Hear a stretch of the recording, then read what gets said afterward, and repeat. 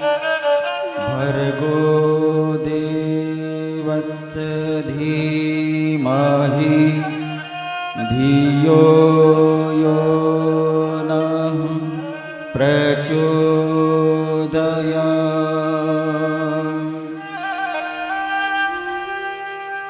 अखण्डमण्डलाकारम्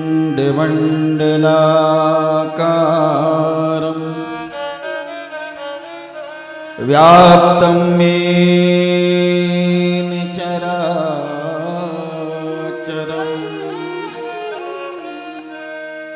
तत्पदं दर्शितं येन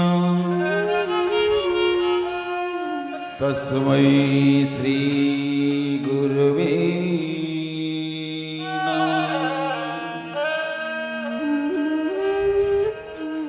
गुरु संरक्षण पाया जिसने अभय हो गया। मंगलमय जीवन का उसके उदय हो गया। जिसने सौंप दिया अपने को गुरु चरणों में उस पर स्वर्गिक वैभव सारा सदैव हो गया।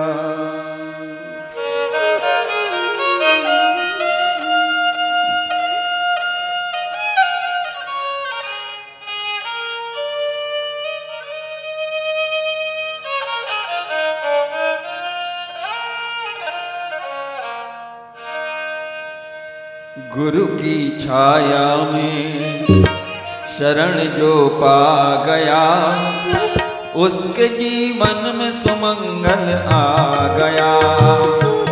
गुरु की छाया में शरण जो पा गया उसके जीवन में सुमंगल आ गया।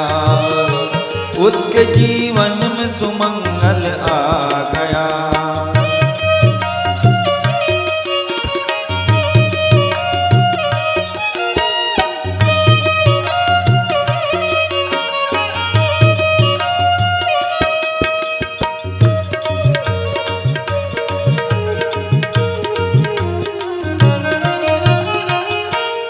गुरु कृपा तो सबसे बड़ा उपहार है।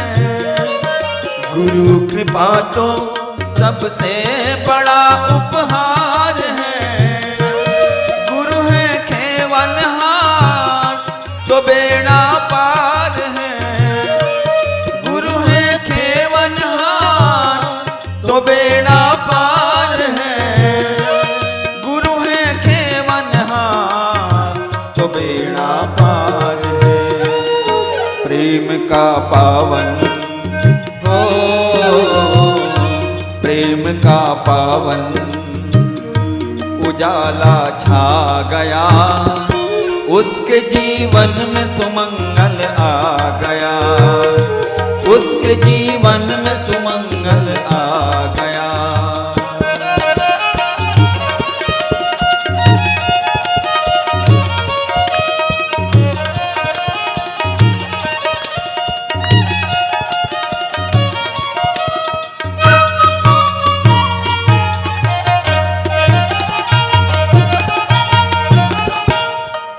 हमको क्या उनको हमारा ध्यान है। हमको क्या उनको हमारा ध्यान है। गुरु है अपने देवता श्री भगवान है। गुरु है अपने देवता श्री भगवान है। गुरु है अपने देवता श्री भगवान है। प्राण का पंछी हो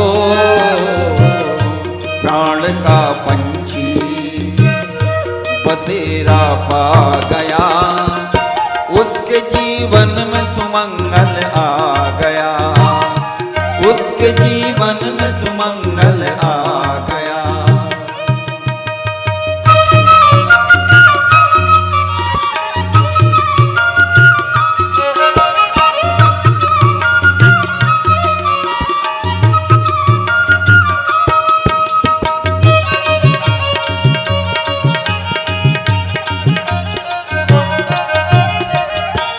गुरु सनातन ब्रह्म का ही रूप है, गुरु सनातन ब्रह्म का ही रूप है। उसकी करुण कृपा अमित अनूप है, उसकी करुण कृपा अमित अनूप है, उसकी करुण कृपा अमित अनूप है। किया समर्पण तो हो, किया समर्पण तो शिष्य सब पा गया, उसके जीवन में सुमंगल आ गया, उसके जीवन में सुमंगल आ गया। गुरु की छाया में शरण जो पा गया, उसके जीवन में सुमंगल आ गया। गुरु की छाया में शरण जो पा गया, उसके जीवन में सुमंगल आ गया, उसके जीवन में उजाला छा गया, उसके जीवन में सुमंगल आ गया। बोलिए सद्गुरुदेव भगवान की जय, परम वंदनीय माता जी की जय। गुरु की छाया में शरण जो पा गया, उसके जीवन में सुमंगल आ गया। भाई बहनों, ये सबके जीवन का अपना व्यक्तिगत अनुभव होगा। जब हम गुरु से जुड़ते हैं, समर्पित होते हैं, और जब ये एहसास होता है कि गुरु की कृपा हमारे ऊपर बरसने लगी है, फिर तो जीवन में मंगल ही मंगल है, सुमंगल है। ऐसी बड़ी भावभरी गुरु वंदना प्रार्थना हम सब ने मिलकर गुरु के चरणों में समर्पित की, गुरु महिमा का गान किया। आइए आज की कथा प्रारंभ हो। सभी से निवेदन, जो जहां बैठे हैं सावधान होकर के बैठ जाएं। कमर सीधी कर लें, दोनों हाथ गोद में रखें, नेत्र बंद करें।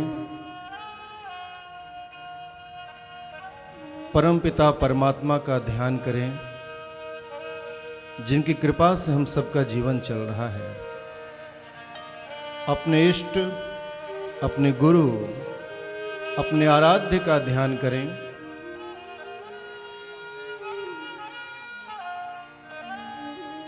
जिनकी छाया अमृत के समान है। यस्य छाया अमृतम यस्यो मृत्यु। जब हम उनकी छाया से दूर होते हैं, वही जीवन ही मृत्यु है। आइए, जिस रूप में भी आप अपने इष्ट को मानते हैं, उसी रूप का, उसी छवि का ध्यान करते हुए, सद्बुद्धि की प्रार्थना करते हुए, वेद मंत्र, देव मंत्र, विश्व मंत्र, महामंत्र, गायत्री महामंत्र का गायन एक बार एक स्वर में, जो जहाँ हैं वहीं से हमारे साथ साथ बोलने की कृपा करेंगे।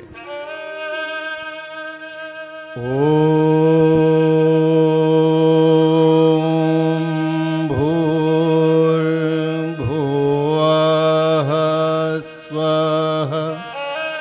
तत्सवितुर्वरेण्यं भर्गो देवस्य धीमहि धियो यो नः प्रचोदयात्।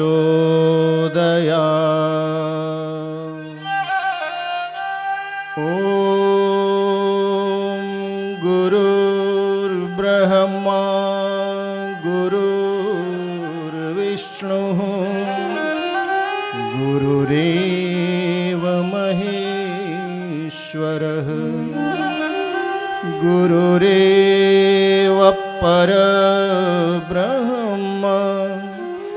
तस्मै श्रीगुरवे नमः। वन्दे बोधमयं नित्यं गुरुं शङ्कररूपिणम् यमाश्रितो हि वक्रोऽपि चन्द्रः सर्वत्र वन्द्यते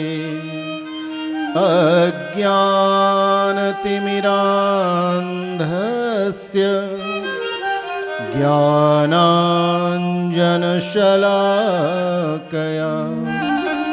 चक्षुरुन्मीलितं येन तस्मै श्रीगुरवे नमः। यथा सूर्यस्य कान्तेस्तु श्रीरामे विद्यते ह्या सर्वशक्तिस्वरूपायै देव्यै भगवत्यै नमः। त्वमादिदेवः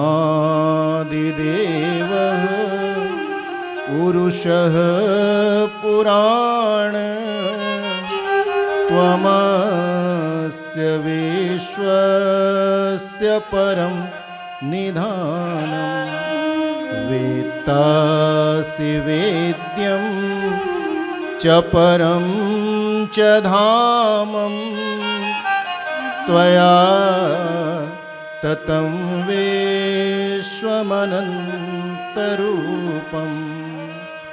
नमस्ते नमस्ते विभो विश्वमूर्ते नमस्ते नमस्ते चिदानन्दमूर्ते नमस्ते नमस्ते तपोयोगगम्यं नमस्ते नमस्ते श्रुतिज्ञानगम्यं नमस्ते नमस्ते श्रुतिज्ञानगम्यं व्यासाय विष्णुरूपाय व्यासरूपाय विष्णवे नमो वै ब्रह्मनिधये वासिष्ठाय नमो नमः। सिय राम मैं सब जग जानी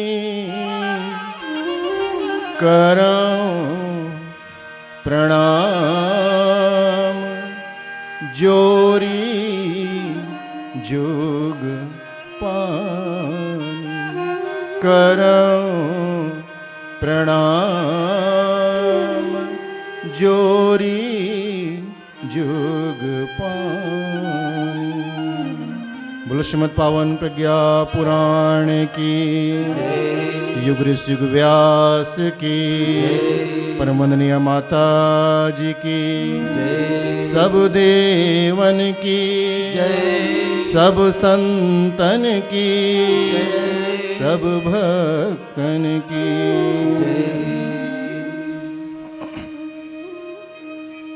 परम पूज्य गुरुदेव वंदनीय माता जी के सूक्ष्म उपस्थिति में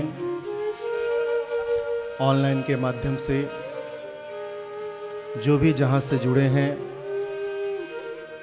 श्रीमद् पावन प्रज्ञा पुराण की कथा में भाग ले रहे हैं, श्रवण कर रहे हैं, ऐसे सभी शक्ति स्वरूपा माताओं बहनों, देवतुल्य आत्मीय भाइयों, प्यारे बच्चों,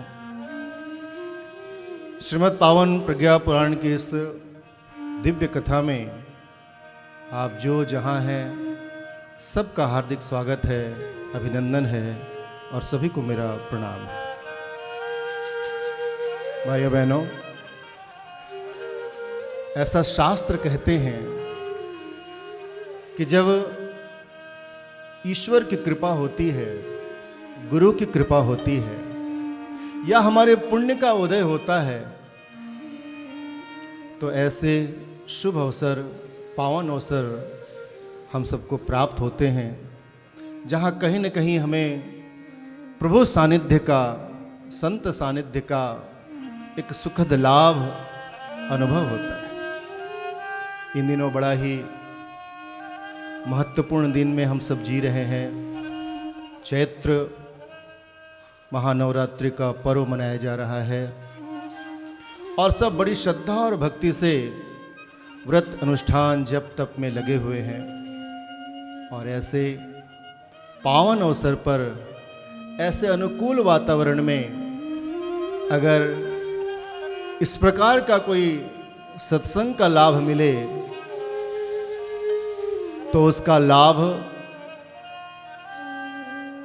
है। और ऐसा कहते हैं कि समय जब अनुकूल हो, उसमें कोई कार्य किया जाए तो उसका फल पूर्ण मिलता है। यूँ तो कभी भी कोई कार्य कर सकता है, सब जानते हैं। कृषि के बारे में, खेती के बारे में सब जानते हैं। आपके पास पानी उपलब्ध है, जमीन उपलब्ध है, बीज बोइए, खाद पानी डालिए, फसल हो जाएगा, ठीक है। लेकिन जब जो मौसम है, किसान भाई परिचित हैं, मौसम के अनुकूल जब बीजारोपण करते हैं, चाहे वो धान हो, गेहूं हो, ज्वार हो, बाजरा हो या सब्जियां हो, पूर्ण लाभ मिलता है।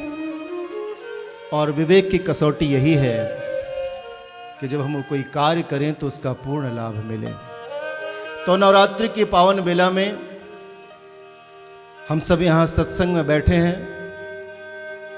संत समागम हरि कथा तुलसी दुर्लभ दोय, सुत दारा और लक्ष्मी पापों के भी होय। संत समागम, सज्जनों का एक जगह इकट्ठा होना यानी सत्संग होना, और वहाँ प्रभु के गुणों की, उनके सिद्धांतों की, आदर्शों की चर्चा होना बड़ा दुर्लभ है। सुत अर्थात बेटे बेटी, दारा अर्थात पति पत्नी, और लक्ष्मी अर्थात धन धान्य, साधन इत्यादि। ये सब हमारे यहाँ बहुत बड़ी उपलब्धि नहीं बताई गई हमारे शास्त्र में, हमारी संस्कृति में। हाँ, ये तो पापों के भी होए, उसके विस्तार में हम नहीं जाते। लेकिन पापों के भी होए का मतलब है साधारण प्रक्रिया है। ये दुर्लभ क्या है? सत्संग, हरि चर्चा, भगवान की याद, उनका ध्यान, उनके आदर्शों के, उनके गुणों के, उनके कर्तृत्वों की चर्चा, चिंतन, ये दुर्लभ है। सुलभ हुआ है, उसका लाभ हम सब उठाएं। भगवान की कथा के बारे में क्या कहा जाए? सब ने तो नेति नेति कह करके छोड़ दिया, न इति न इति। सारे शास्त्र, विद्वान, संत, महात्मा, महापुरुष सबने कहा, फिर भी बहुत कुछ बचा रह गया है। भगवान की कथा कितनी प्यारी है। केवल 2 पंक्ति में राम की कथा, भगवान की कथा, जो हम सबके संशय को, दुविधा को हरने वाली है। बहुत पहले से आप इस पंक्तियों को सुनते आए हैं। गोस्वामी दास, तुलसीदास जी की चौपाई है रामायण की, उनके लिखित सुना होगा आपने कई बार। आइए एक क्षण के लिए दोहरा लें। राम कथा राम कथा, राम कथा सुंदर करतारी, राम कथा सुंदर करतारी, संशय विहग उड़ावनहारी, संशय विहग उड़ावनहारी।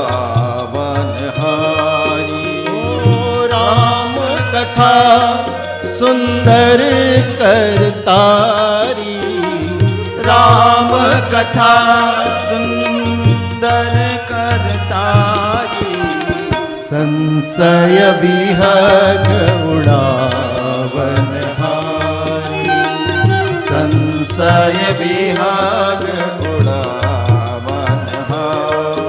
ओ राम कथा कली विटप कुठारी, राम कथा कली विटप कुठारी, सादर सुनो गिरिराज कुमारी, सादर सुनो गिरिराज कुमारी, सादर सुनो गिरिराज।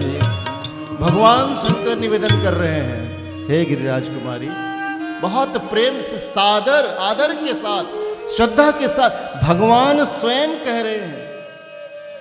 क्यों? क्योंकि भगवान की कथा, पुराण की कथा, उपनिषद की कथा ये कली काल में हमारे लिए, हमारे संशयों को काट देने के लिए इतनी प्यारी कथा जो हमारे अंदर से संशय रूपी विहग को उड़ा देती। इसलिए भगवान की महिमा, भगवान ने एक कहा, महिमा भी बताया और सुनना, सादर सुनो गिरिराज कुमारी, सादर सुनो, बड़े प्रेम के साथ, श्रद्धा के साथ सुनो, क्योंकि श्रद्धा से ही हम इसको आत्मसात कर सकते हैं, अपने अंदर ले सकते हैं, ग्रहण कर सकते हैं। श्रद्धा ही वो माध्यम है। तो सादर सुनो गिरिराज कुमारी, सब सादर सुने। क्या? भगवान की कथा सुंदर करतारी, बड़ी अच्छी उपमा दी। सुंदर है, करतारी, कर मतलब हाथ, हाथ की ताली। जैसे आप कहीं जा रहे हो सड़क में, रोड से, और कोई पक्षी बैठा हो, ताली बजाए तो पक्षी फुर्र हो जाता है। ठीक उसी प्रकार जब भगवान की कथा, पुराण की कथा हमारे अंदर आती है तो हम सब के अंदर एक पक्षी बैठा है भाई बहन, और उस पक्षी का नाम है संशय, दुविधा। और इस कलिकाल में जहां हम आप जी रहे हैं, यहां सबसे बड़ी समस्या एक ही है, और वह है दुविधा। क्या करूं, क्या ना करूं, दुविधा में दो गए, माया मिली न राम। सब जानते, कहते रहते। तो इस कलिकाल की सबसे बड़ी समस्या है संशय, दुविधा। क्या करें, क्या ना करें, किसकी पूजा करें, किसकी नहीं करें, क्या खाएं, क्या ना खाएं, क्या पहने, क्या ना पहने, वहां जाएं कि ना जाएं। आदमी दुविधा में पड़ा हुआ है, संशय में पड़ा हुआ है। कारण है अज्ञान, अश्रद्धा। अज्ञानश्च अश्रद्धाश्च संशयात्मा विनश्यति, नायम लोकोस्ति न परो सुखम संशयात्मनः। भगवान ने तो साफ साफ कह दिया, संशयात्मा विनश्यति। जो संशय में पड़ा है विनाश के कगार पे खड़ा है। हम करें क्या? बहुत स्पष्ट हमारा जीवन होना चाहिए, और ये न सोचें कि हम बड़े साधक हैं, हम गायत्री मंत्र का जप करते हैं, हम स्वाध्याय करते हैं, हम कथा बोलते हैं, सुनाते हैं। ऐसी मान्यता हमारे अंदर हो सकती है कि हमारे पास बड़ी बड़ी डिग्रियां हैं, इसलिए हमारे मन में कोई संशय नहीं। नहीं, ऐसा नहीं है। ये संशय कभी भी किसी को कहीं भी पकड़ सकता है। अरे हम आप तो सामान्य आदमी हैं। वो भगवत सत्ता भी अभी विभिन्न रूपों में हमको, आपको ये बताते हैं, सिखाते हैं, अपने अपने अनुभवों से हमको बता रहे हैं, अपने अपने लीलाओं से हमको आपको शिक्षण दे रहे हैं। माता सती के मन में संशय हो गया, वो भगवती कहाँ से, लेकिन शिक्षण सती को संशय। कथा आपको मालूम है, सती को संशय हुआ, पति छूट गया। नारद जी को संशय हो गया, गरुड़ जी को संशय हो गया, अरे ब्रह्मा जी जिन्होंने सृष्टि की रचना की उनको संशय हो गया भगवान कृष्ण की लीलाओं को देखते हुए। और तो और जो 24 घंटा हर रूप में अपने इष्ट के साथ है, गुरु के रूप में, मित्र के, सखा के रूप में, साले बहनोई का जिनका रिश्ता है, ऐसे अर्जुन जब युद्ध का समय आया, बाण चलाने का समय आया, दुविधा में पड़ गया, संशय में पड़ गया। जिस अर्जुन को यह सुविधा प्राप्त थी कि वो गुरु शिष्य की गंभीर वार्ता से लेकर के साले बहनोई के हंसी मजाक तक के सब चीजों को परमात्मा से बात कर सकता था, यह सुविधा नरश्रेष्ठ था ना, नर नारायण अवतार है, यह सुविधा थी उसको। लेकिन ऐसा अर्जुन भी जब युद्ध की भूमि में है, बाण चलाना मतलब निर्णय करना, और कितनी बातें भगवान ने, 624 श्लोक भगवान को कहने पड़े और 700 श्लोक की गीता बन के तैयार हो गई। क्लैब्यम मा समगम पार्थ नैतत्युपपद्यते क्षुद्र हृदय दौर्बल्यम त्यक्तो तिष्ठ परंतप। बहुत लाथाड़ा, धिक्कारा, प्रेम से समझाया, समझ में आ गई बात। नष्टो मोह स्मृतिर्लब्धा तत्व प्रसादान मया चित स्थितोस्मि गत संदेह करिष्ये वचनम तव। क्या है अंत में रिजल्ट? गत संदेह, हमारा संदेह चला गया, संशय खत्म हो गया।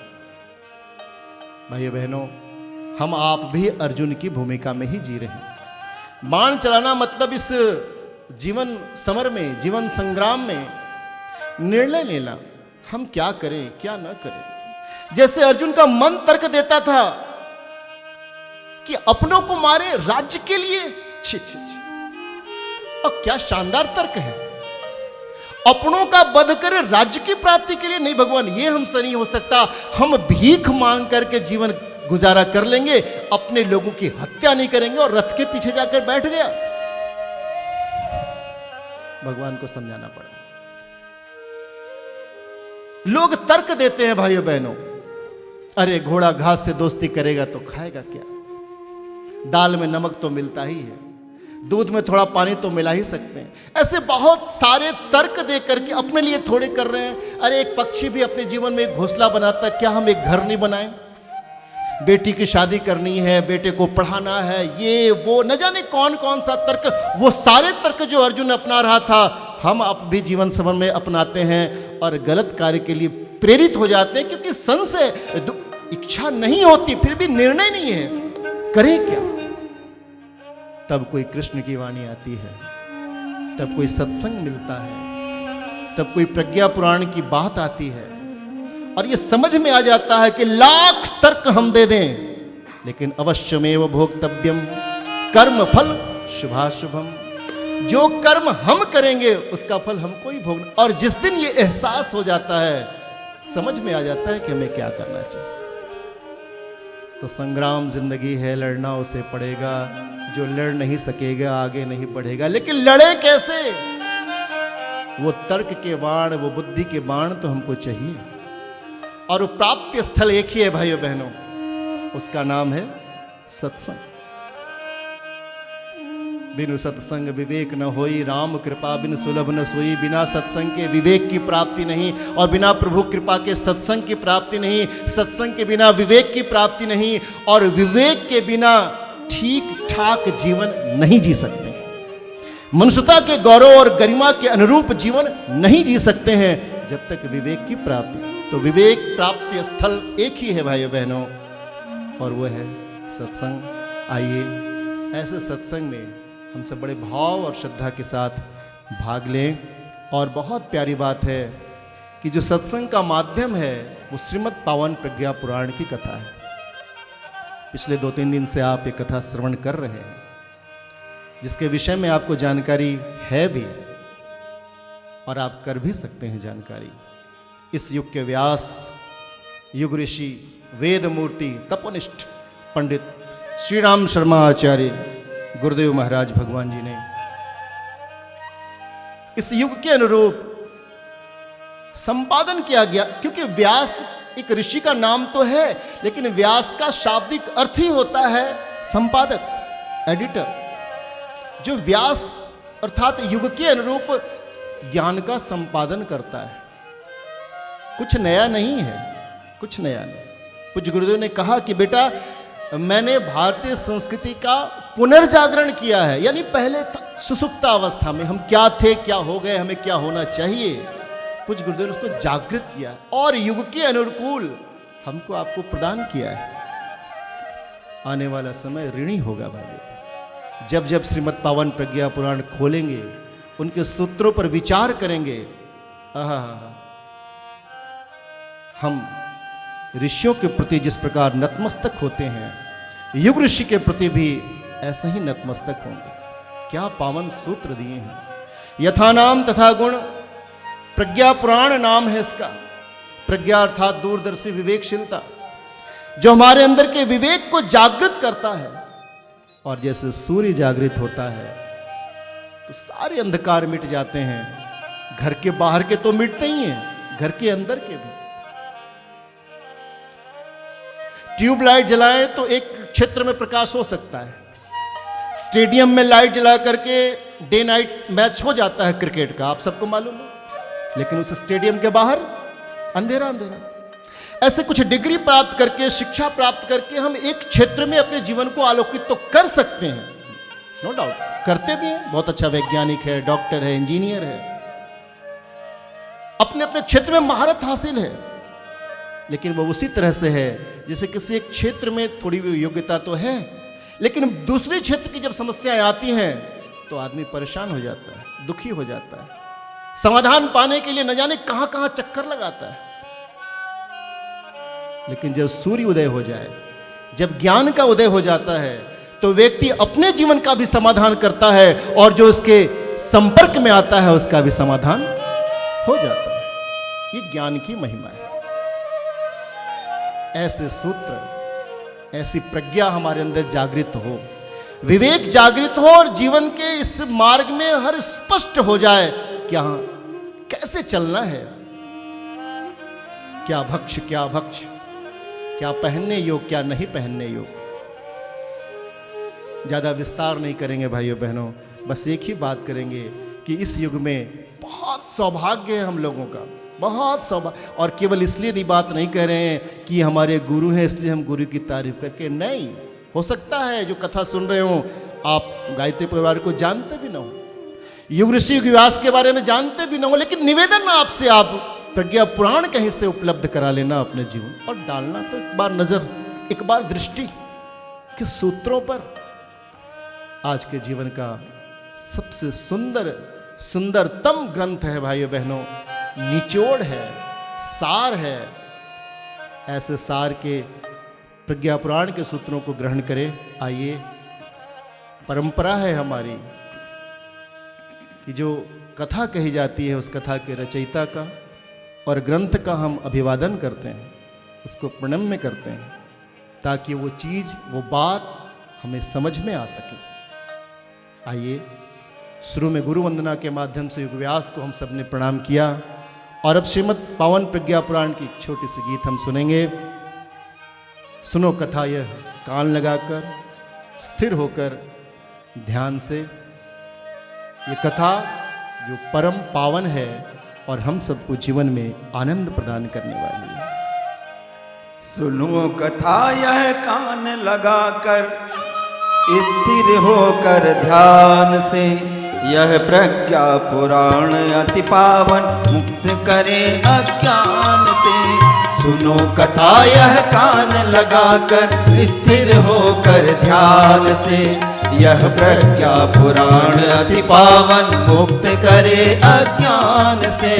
सुनो कथा यह ध्यान से, रहो नहीं अज्ञान से। सुनो कथा यह ध्यान से, रहो नहीं अनजान से।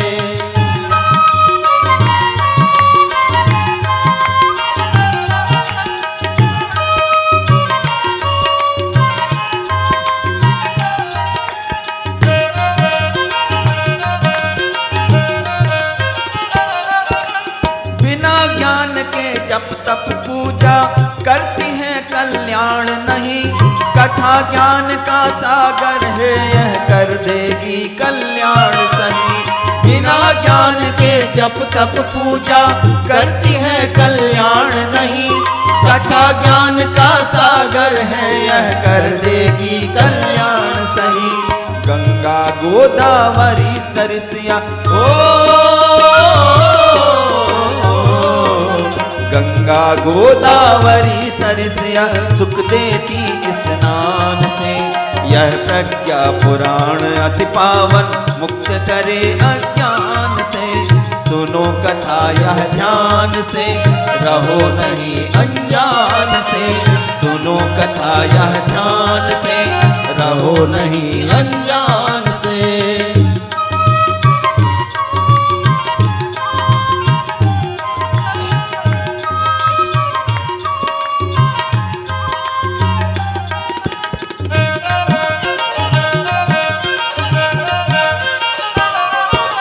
परम पिता का प्यार चाहते, प्यार चाहते, प्यार चाहते। परम पिता का प्यार चाहते हो तो इसका वर्ण करो। हृदय भरो श्रद्धा निष्ठा से, मंगलमय आचरण करो। परम पिता का प्यार चाहते हो तो इसका वर्ण करो। हृदय भरो श्रद्धा निष्ठा से, मंगलमय आचरण करो। प्रज्ञावान बनो जिससे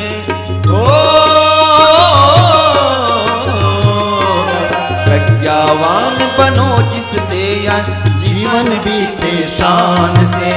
यह प्रज्ञा पुराण अति पावन मुक्त करे अज्ञान से। सुनो कथा यह कान लगाकर स्थिर होकर ध्यान से। यह प्रज्ञा पुराण अति पावन मुक्त करे अज्ञान से। सुनो कथा यह कान लगाकर स्थिर होकर ध्यान से। यह प्रज्ञा पुराण अति पावन मुक्त करे अज्ञान से। सुनो कथा यह ध्यान से, रहो नहीं अनजान से। सुनो कथा यह ध्यान से, रहो नहीं अनजान से। बोलो श्रीमद् पावन प्रज्ञा पुराण की जय। तो सुनो कथा यह ध्यान से, रहो नहीं अनजान से। कथा सुनने के बाद हम अनजानी न रह जाएं। जाने तो कौन सी कथा? भाई बहनों, रामचरितमानस की कथा, श्रीमद् भागवत महापुराण की कथा, अन्य पुराणों की कथा हम सब सुनते रहे हैं। लेकिन हो सकता है कईयों के लिए कथा पहली बार हो। बहुत नई कथा है श्रीमद् पावन प्रज्ञा पुराण की कथा। और एक अद्भुत बात आपको बताएं कि ये पुराण भी है और उपनिषद भी है। प्रज्ञोपनिषद भी नाम है इसका। ये उपनिषद भी है, पुराण भी है। विस्तार में तो हम नहीं जाएंगे, समय कम है। लेकिन इतना जरूर बताएं कि श्रीमद् पावन प्रज्ञा पुराण, जिसको युग ऋषि व्यास ने संपादित करके आज के आवश्यकता के अनुरूप समाधान दिया है, ऐसे पावन प्रज्ञा पुराण की रचना जो 6 खंडों में है। एक खंड में 7 अध्याय हैं, 42 अध्याय की कथा है, 2436 श्लोक हैं।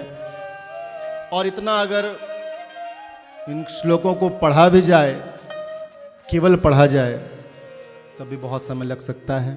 फिर भी हम सार वस्तुओं को सुन लें जो हमारे बड़े काम की है। और आज श्रीमद् पावन प्रज्ञा पुराण के प्रथम खंड के 4th अध्याय की कथा हम सब यहाँ प्रारंभ कर रहे हैं। कोशिश करेंगे, प्रयत्न करेंगे कि ये पूरी हो जाए। इस 4th अध्याय की कथा, जिसका नाम संयमशीलता कर्तव्य परायणता प्रकरण नाम है। संयमशील हमारा जीवन हो, कर्तव्य परायण हमारा जीवन हो। और बड़ी अद्भुत बातें इसमें हैं। श्रृंगी ऋषि के मन में प्रश्न है, महर्षि पिपलाद उसका उत्तर दे रहे हैं।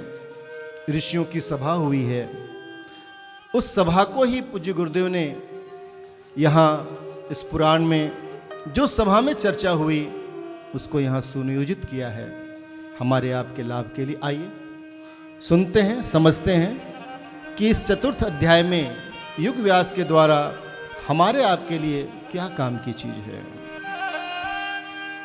अथ चतुर्थो अध्याय श्रृंगी उवाच प्रास्तोषित्वा नवीनां तां जिज्ञासानतिपूर्वकं का सा देवता यस्या नरस्तुपासनेन हि प्रत्यक्षं फलमाप्नोति सुखी भवति सोन्नतः महाप्राज्ञो पिप्लादो जगाद्मानवस्य हि जगाद्मानवस्य हि। श्रृंगी ऋषि ने महर्षि पिप्लाद को संबोधित करते हुए एक जिज्ञासा प्रकट की है।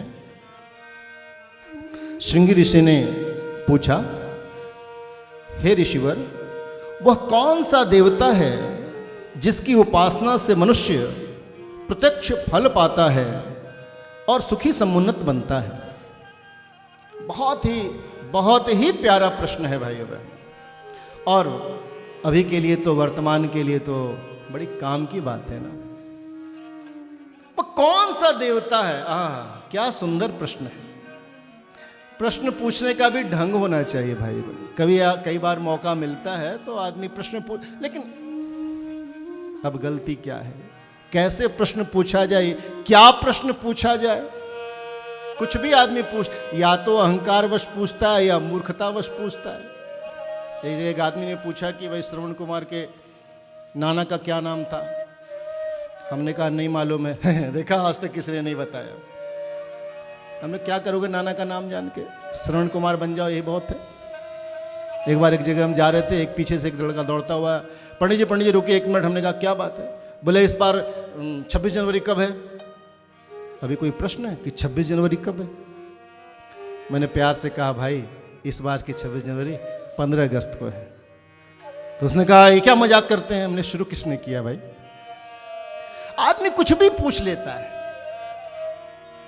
ऐसा कुछ पूछें जिससे जीवन का उद्धार।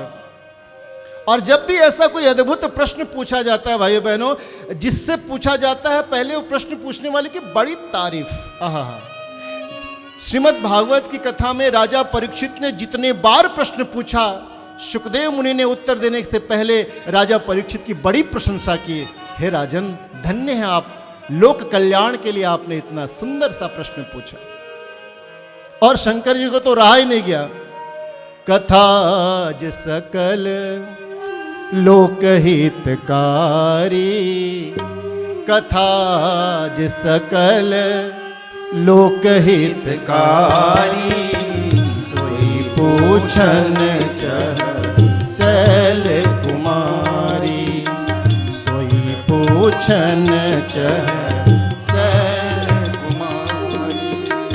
धन्य धन्य गिरिराज कुमारी, धन्य धन्य गिरिराज कुमारी, तुम समान नहीं को उपकारी, तुम समान नहीं को उपकारो। कथा ज सकल लोकहितकारी, कथा ज सकल लोक हितकारी, सोई पूछन चह शैल कुमारी, सोई पूछन चह शैल कुमारी। तो धन्य हो गिरिराज कुमारी, तुम धन्य हो। कथा जे सकल लोक हितकारी, सोई पूछन, क्या चाहत है तुम्हारी? और वैसे ही चाहत आज श्रृंगी ऋषि के मन में है। और बहुत ही समसामयिक प्रश्न है भाइयों बहन, हमारे आपके जीवन के लिए। क्या प्रश्न? का सा देवता यस्या नरस्तुपासने नहीं। हे ऋषिवर, ये बताइए कि वो कौन सा देवता है जिसकी उपासना करने से, जिसकी साधना करने से हमें तत्काल और प्रत्यक्ष तुच्छ लाभ मिलता है? बहुत सुंदर प्रश्न, क्योंकि एक बहुत दुविधा है इन दिनों भाइयों बहनों। हम किसकी पूजा करें, किस देवता को माने, किसकी उपासना करें? शंकर जी की पूजा करें कि राम जी की करें, कि गणेश जी की करें, कि दुर्गा माता की करें? सत्य तो एक ही है, सब जानते हैं। एकम सद विप्रा बहुधा वदन्ति। सत्य तो एक ही है, विभिन्न प्रकार से उसको बताया गया।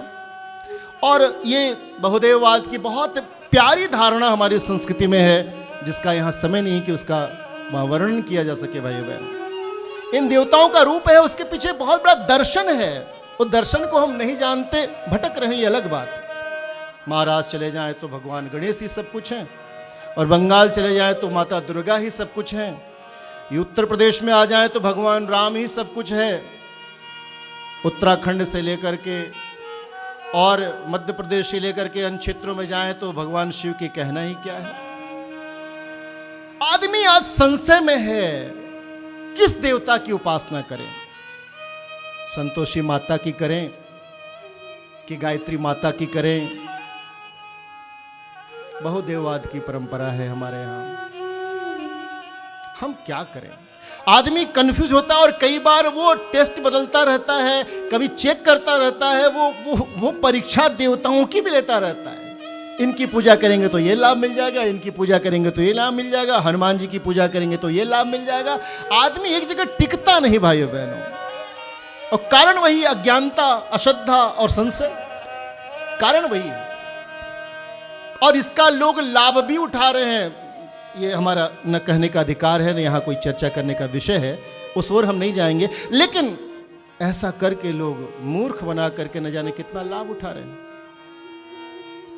एक जगह टिको तो भाई। एक व्यक्ति था, एक महात्मा के पास गया। उसको मालूम था कि महात्मा बड़े दयालु होते हैं, जो मांगते हैं वो देते हैं। तपस्वी थे, सुन रखा था नाम। गया, प्रणाम किया। महात्मा का स्वभाव, बोलो बच्चे कैसे आना हुआ? महाराज, मेरे गांव में एक तकलीफ है। आहा, समाज सेवा के लिए आया है। महात्मा खुश हो गए। हाँ बोल बेटा, क्या तकलीफ है? उसने कहा कि भगवान, मेरे गांव में पीने का पानी नहीं है। पानी है लेकिन पीने योग्य नहीं है। कुछ ऐसी कृपा करें, आशीर्वाद दें, कुछ अपना पुण्य दें, ताकि गांव में मीठे पानी का कोई एक स्रोत मिल जाए।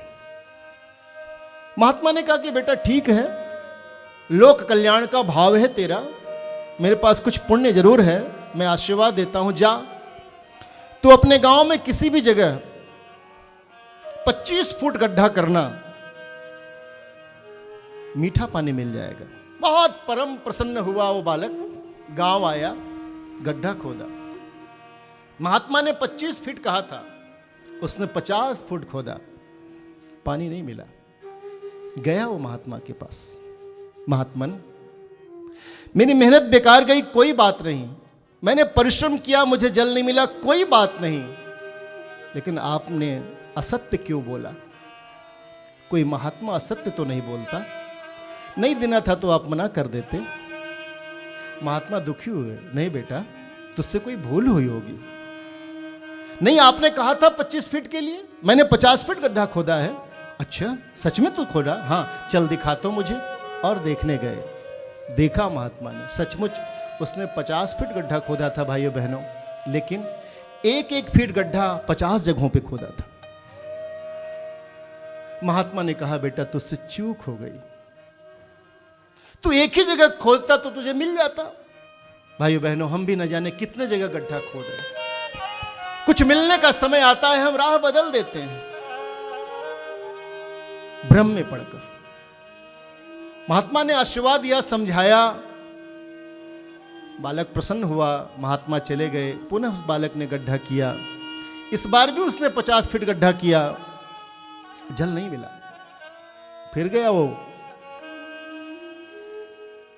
महात्मा के पास। हे महात्मन, मैंने पुनः परिश्रम किया लेकिन जल नहीं मिला।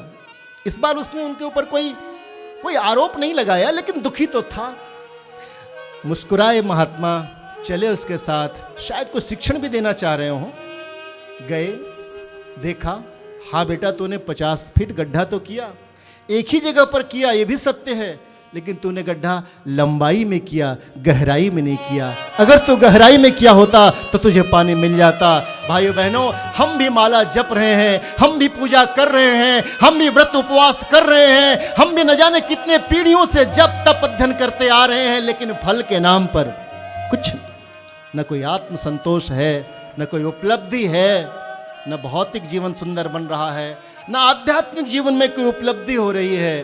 कारण कहीं न कहीं कोई चूक हो रही होगी। हम देवताओं की पूजा उपासना कर तो रहे हैं, लेकिन लंबे समय से कर रहे हैं, 40 माला का नित्य जप करते हैं, लेकिन उपासना की गहराई में शायद नहीं उतर। पूज्य गुरुदेव ने एक पुस्तक लिखा, भाइयों बहनों, उपासना का तत्व दर्शन। है क्या तत्व उस उपासना? अगर किए होते तो मिलता है भाइयों बहनों, इतिहास साक्षी है। ध्रुव को मिल गया, नचिकेता को मिल गया, प्रहलाद को मिल गया, सनत कुमारों को मिल गया। अरे राष्ट्र की बलिवेदी पर चढ़ जाने वाले भगत सिंह को अध्यात्म मिल गया भाई। छोटे छोटे उम्र में लोगों ने पा लिया उस चीज को जिसके लिए मनुष्य जीवन मिला। लेकिन क्या करें, हम गड्ढा बदलते रहते हैं, लंबाई में चलते रहते हैं, और ये स्थिति बन गई है। इसमें दोषारोपण नहीं है, ये वातावरण बन चुका। और तभी तो युग ऋषि ने समाधान दिया है कि आखिर वो वास्तविक देवता कौन है जिसकी उपासना करें, जिसका लाभ हमको मिले, और वो प्रत्यक्ष मिले और तत्काल मिले। बड़ा अच्छा प्रश्न में बहुत सारी चीजें जोड़ देते हैं जो बुद्धिमान लोग होते हैं। एक तो प्रत्यक्ष मिले, दिखे, और तत्काल मिले। ज्यादा लंबा समय नहीं है, कहां आदमी धैर्य खो रहा है। तो इस बात को पिपलाद ऋषि ने बहुत ध्यानपूर्वक सुना, और फिर पिपलाद ऋषि ने क्या उत्तर दिया, आइए सुनते हैं। जी श्री पिपलाद उवाच जीवनं देवतानूनं प्रत्यक्षमन्य देवता परलोके कृपां कुर्वन् सात्मनो जीवनं परम सुसंस्कृतं च सज्जं च कर्तुं चेत् क्रियते वृषम् उपासना ततस्तस्य लाभास्त्वस्मिन् हि जीवने लाभास्त्वस्मिन् हि जीवने। महर्षि पिपलाद ने कहा कि हे श्रृंग ऋषि, मनुष्य का जीवन स्वयं ही प्रत्यक्ष देवता है। अन्य देवताओं की कृपा तो परलोक में मिलती है, पर अपने जीवन को सुघड़ सुसंस्कृत बनाने की उपासना के लाभ तो इस जीवन में भी मिलते हैं, परलोक में भी। इसमें रत्ती भर भी संदेह नहीं है। अतः जीवन को ही सुसंस्कृत बनाना आवश्यक है। क्या सुंदर सा समाधान दिया महर्षि पिपलाद ने। महर्षि पिपलाद कह रहे हैं कि हे श्रृंगी ऋषि, और सब देवताओं का फल मिलता जरूर है उपासना करने से, लेकिन कम से कम प्रत्यक्ष तो समझ में नहीं आता। परलोक सुधर जाने की बात होती है कि परलोक में मिलेगा, मिलता भी होगा, हमारे शास्त्र कहते हैं, संत कहते हैं, अच्छी बात है। लेकिन आपने जो प्रश्न किया कि प्रत्यक्ष लाभ और तत्काल मिलने की बात, महर्षि पिपलाद कह रहे एक ही देवता है। और अंत में उन्होंने एक चीज जोड़ दिया, इसमें रत्ती भर भी संदेह नहीं है। बार बार संदेह शब्द आ रहा है, ध्यान देना। कोई संदेह करने का कहीं से कोई कारण नहीं है। कह रहे हैं जीवन, मनुष्य का जीवन स्वयं ही प्रत्यक्ष देवता है। इसको साध लिया जाए तो सब कुछ इस जीवन में मिल सकता है। और भाइयों बहनों, इस मनुष्य जीवन के गौरव गरिमा के बारे में कौन नहीं जानता। चाहे आप रामायण का अध्ययन करिए, चाहे आप श्रीमद् भागवत का अध्ययन करिए, चाहे आप योग दर्शन और क्षय दर्शन का अध्ययन करिए, चाहे आप उपनिषद का अध्ययन करिए, वेद का अध्ययन करिए, सब जगह एक ही बात है कि ये मनुष्य जीवन अत्यंत दुर्लभ है। पुनर्वित्तम पुनर्मित्रम पुनर्भार्या पुनर्मही एतत् सर्वम पुनर्पुनर न शरीरम लभ्यते पुनः पुनः। धन चला गया हो तो मिल जाएगा, मित्र बिछड़ गए हो मिल जाएंगे, पत्नी भी मिल जाएगी, धरती का टुकड़ा आपके पास था नहीं वो भी मिल जाएगा, सब मिल जाते हैं प्रयत्न करने पर। एतत् सर्वम पुनः पुनः, ये सारे चीज बार बार मिल जाते हैं, लेकिन न शरीरम लभ्यते पुनः पुनः, ये बार बार नहीं मिलता। और इसको यहाँ विस्तारित नहीं करेंगे, आप सबको मालूम है 84 लाख योनियां हैं और उसमें एक योनि मनुष्य का शरीर जो बड़े भाग से मिलता है भाइयों बहनों। बड़े भाग मानुष तन पावा, उत्तरकांड में गरुड़ जी ने प्रश्न किया कागभुसुंडी जी से। 7 प्रश्न है, बड़ा दुर्लभ प्रश्न है। और उसमें पहला ही प्रश्न है, प्रथम कहूँ नाथ मति धीरा, सबते दुर्लभ कवन शरीरा। हे नाथ, सबसे पहले प्रश्न का उत्तर दीजिए, मति धीरा, मति स्थिर करके दीजिएगा, सोच समझ करके बताइएगा कि सबते दुर्लभ कवन शरीरा, कौन सा शरीर है जो सबसे दुर्लभ है। तो गरुड़ जी को संबोधित करते हुए कहते हैं कागभुसुंडी जी, नर तन सम नहीं कवनि उदेहि, नर तन सम नहीं कवनि उदेहि, जीव चराचर जाचत जेहि, जीव चराचर जाचत जेहि, साधन धाम मोक्ष कर द्वारा, साधन धाम मोक्ष कर द्वारा, पाई न जेहि परलोक सवारा, पाहि न जेहि परलोक सवारा, बड़े भाग मानुष तन पावा, बड़े भाग मानुष तन पावा, सुर दुर्लभ सदग्रंथ ही गा, सुर दुर्लभ सदग्रंथन गा, सुर दुर्लभ सदग्रंथ ही गावा। सुर दुर्लभ सदग्रंथ। तो बहुत लंबी व्याख्या उन्होंने की। साधन धाम मोक्ष कर द्वारा, पाई न जेहि परलोक सवारा। सारी संभावनाएं, संपूर्ण संभावना इस मनुष्य जीवन में, साधन धाम, साधनों का धाम, मोक्ष कर द्वारा, मोक्ष मिल जाए उसका द्वार है ये, सब कुछ है। बड़े भाग मानुष तन पावा, बहुत ही प्यारा एक गीत है भाइयों बहनों। बड़े भाग से ये मनुज तन मिला था, गंवाते गंवाते उम्र पार कर दी। बड़े भाग्य से ये मनुज तन मिला था, बड़े भाग्य से ये मनुज तन मिला था, गंवाते गंवाते उम्र पार कर दी। बड़े भाग्य से मनुज तन मिला था, बड़े भाग्य से ये मनुज तन मिला था, गंवाते गंवाते उम्र पार कर दी। खाने कमाने में, खाने कमाने, खाने कमाने में आयु गंवाई, खाने कमाने में आयु गंवाई, यूं ही जिंदगी हमने बेकार कर दी। बड़ी भाग से ये मनुज तन मिला था।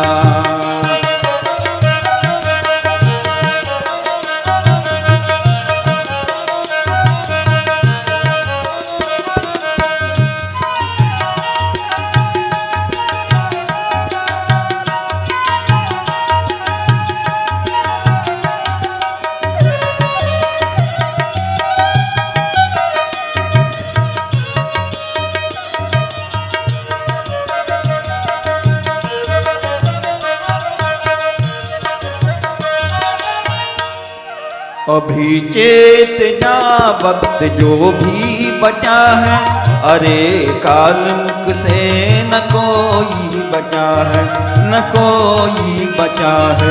अभी चेत जा वक्त जो भी बचा है, अरे काल मुख से न कोई बचा है, न कोई बचा है। जरा सोच ले,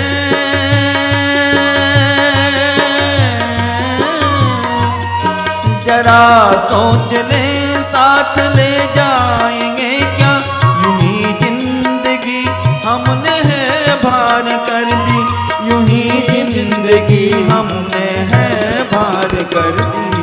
खाने कमाने में आयो गवाई, खाने कमाने में आयो गवाई, यूं ही जिंदगी हमने बेकार कर दी।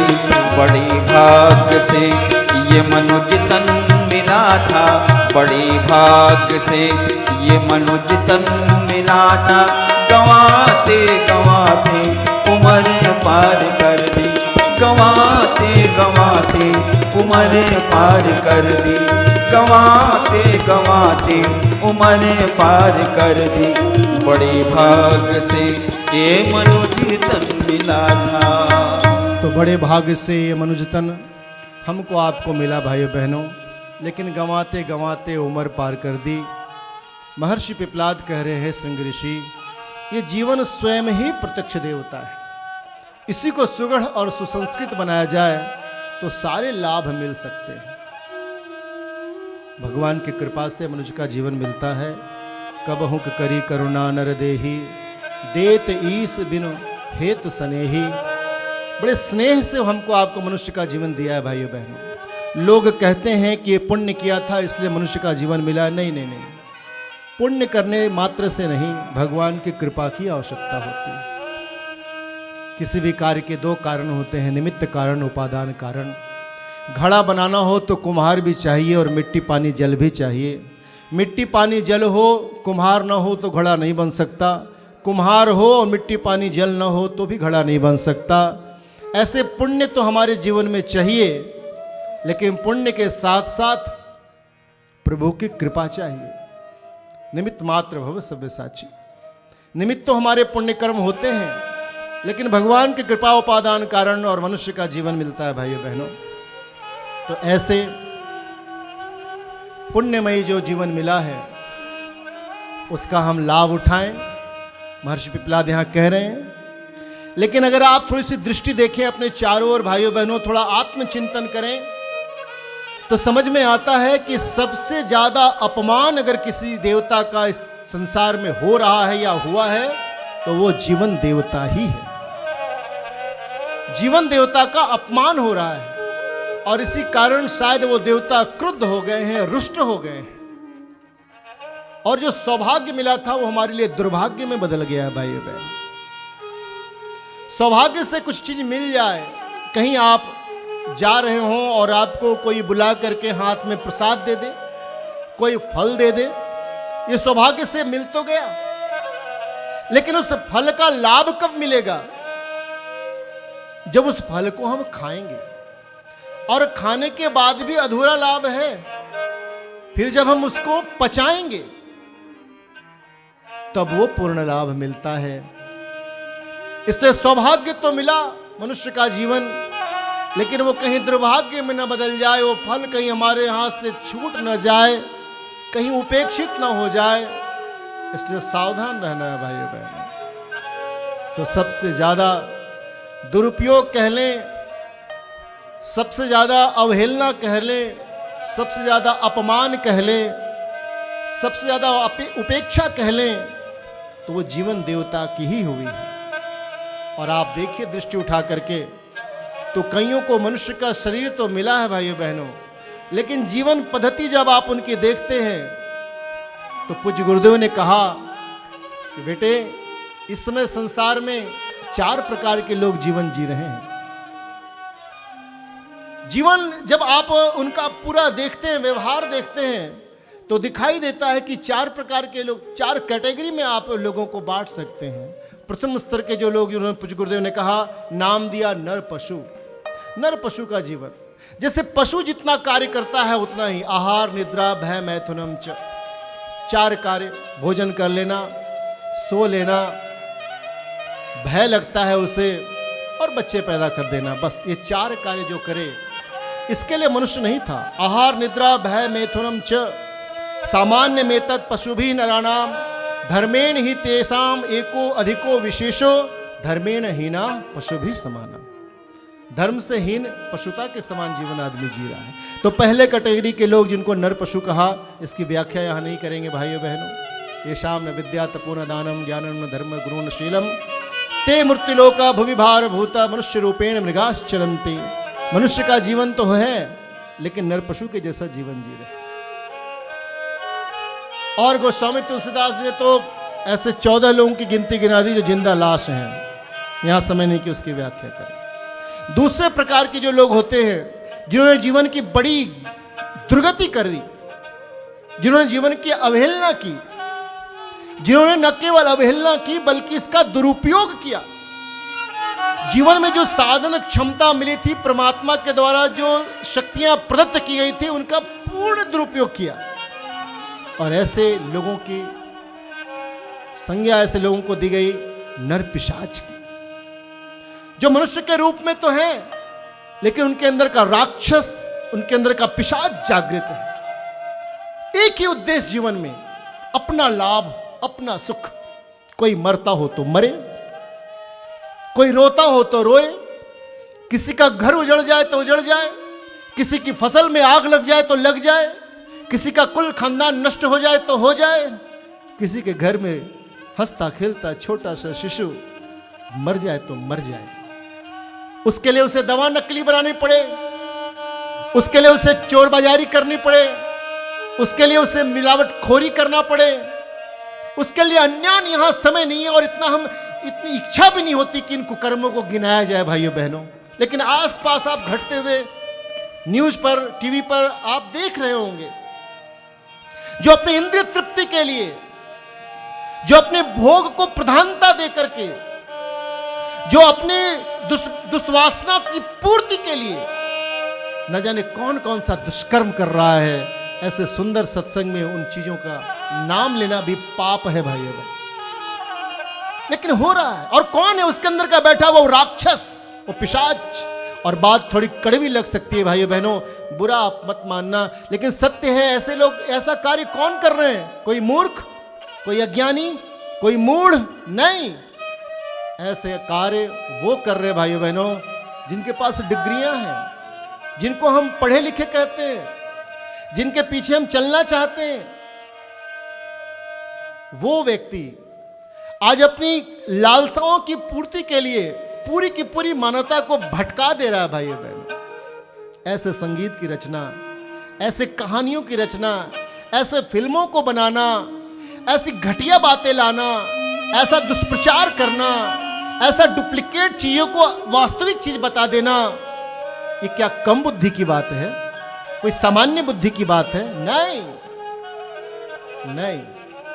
और इसीलिए तो हमारे यहां इसको राक्षस की संज्ञा दी गई, राक्षस की संज्ञा।